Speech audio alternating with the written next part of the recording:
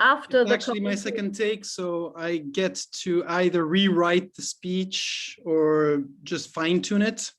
And I've actually chosen to rewrite the whole thing. So it's a completely new speech. Fantastic. Cool. Thank you. Go for it. The floor is... Thank you. Thank you, Mareike. Dear Toastmasters, distinguished guests, the relativity of time. What a fitting theme. So guys, please, can you turn on your microphones and answer me this easy question?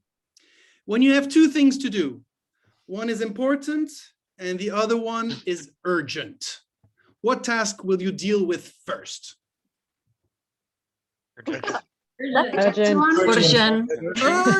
of course. The answer is as old as time. Now, speaking of time, let me invite you on my tropical time machine. So, when I was a child, I was living in Brazil, and my parents would sometimes rent a boat during the summer, and we would go island hopping for a week or two. And the place we used to go was called Angra dos Reis, which means Bay of the Kings. It was a stunning alfresco place, surrounded by tropical forests, exotic birds, fish, sea turtles, stingrays, and even sometimes dolphins. Beautiful, right? Little did I realize how privileged I was to be able to visit such a place, especially as a European, as we don't have those things here. And one thing I loved doing at Angra dos Reis was to go snorkeling with my sister. And just there, under the water surface, was hidden a little universe of stunning biodiversity, filled with colors, orange, yellow, black and white striped fish like zebras, most of which I don't even know the name. And this was in the late 80s. Now, fast forward 20 years into the future. My parents and I returned to those same islands in similar circumstances.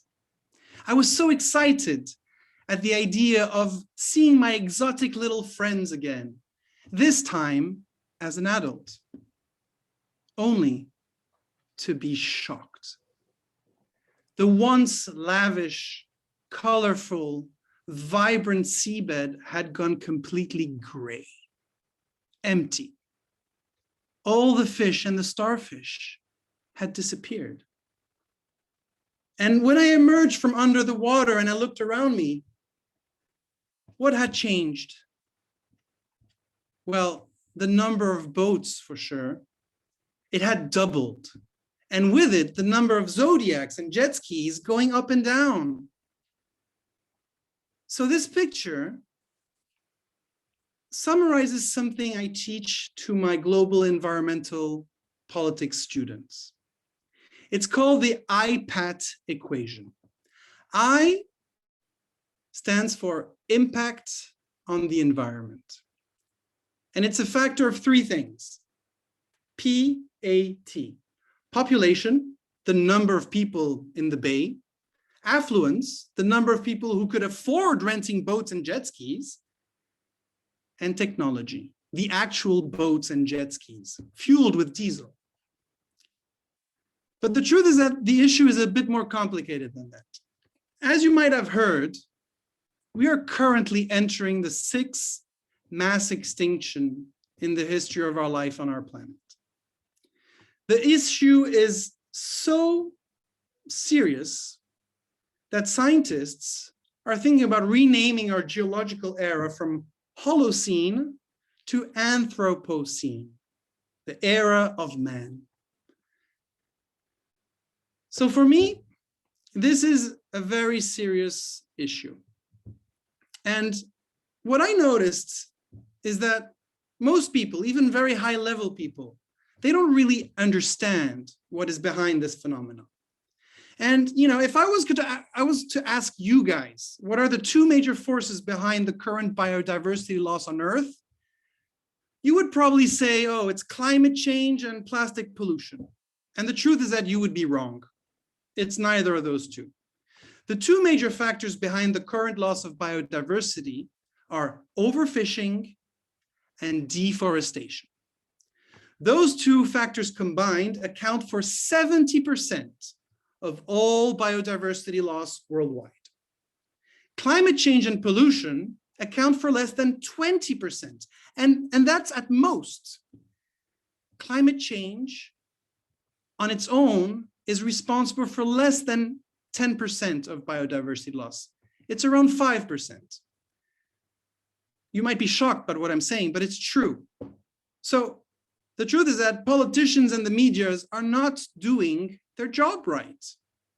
Today, when people think about ecology, our focus is mainly about climate change and the Paris Accords, not agriculture and overfishing.